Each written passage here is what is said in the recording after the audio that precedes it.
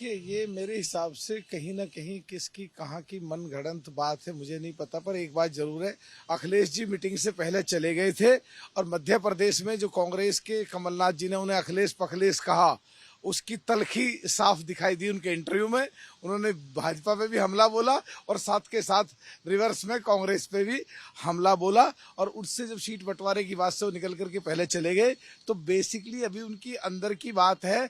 जहां तक हमारी बात है, हम तो पहले से ही इस गठबंधन से बहुत दूर थे, दूर हैं, और इनका गठबंधन ये चलने वाला नहीं है। पंजाब में कांग्रेस और आप पार्टी की लड़ाई, हरियाणा में कांग्रेस और आप पार्टी की लड़ाई, दिल्ली में अलका लांबा जी कहती है 7 सीट आएंगे है कांग्रेस और आप पार्टी की लड़ाई, मध्य प्रदेश में सपा की और कांग्रेस की लड़ाई, राजस्थान में आरएलडी और कांग्रेस की लड़ाई, छत्तीसगढ़ में आपकी और कांग्रेस की लड़ाई। बेसिकली तो हर जगह इनकी आपस में लड़ाई चल रही है। और जो ये ममता जी ने कल कहा है, आपने ये नहीं देखा, और केजरीवाल जी ने जो खड़गे साहब के लिए कहा, उसका मतलब साफ साफ है कि राहुल गांधी की लीडरशिप उन्हें कबूल नहीं है। बेसिकली ये है। आप क्या हिस्सा और दूसरा उन्होंने ये कहा कि 31 तारीख तक सारे के सारे सीट के फैसला करो। तो ये सारे चिन्ह और सारे संकेत उनके टूटने को हैं। और जहां तक हमारी बात है, हम तो पहले ही बिल्कुल अलग खड़े थे और अलग हैं, आज भी खड़े हैं, अपनी विचारधारा पर खड़े हैं। आप इंडिया अलायंस का हिस्सा नहीं बनेंगे? मेरे हिसाब से ये जुरिडिक्शन केवल और केवल कुमारी बहन मायावती जी को है। आज तक तो अभी ऐसा कुछ सोच है नहीं।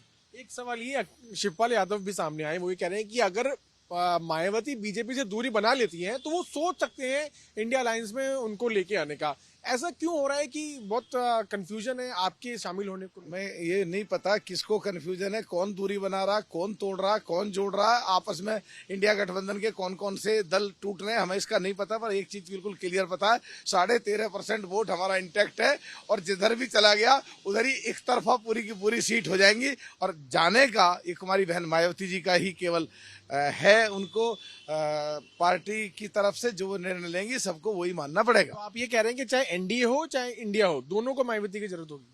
मेरे हिसाब से तो 13.5% जोड़ लो ना कोई से के साथ भी, कहाँ जाकर के खड़े होते हैं। ये इंडिया गठबंधन सो कॉल्ड जो है, अगर 13.5% इधर मिल गए तो ये 0, और उधर मिल गए तो बीजेपी साफ।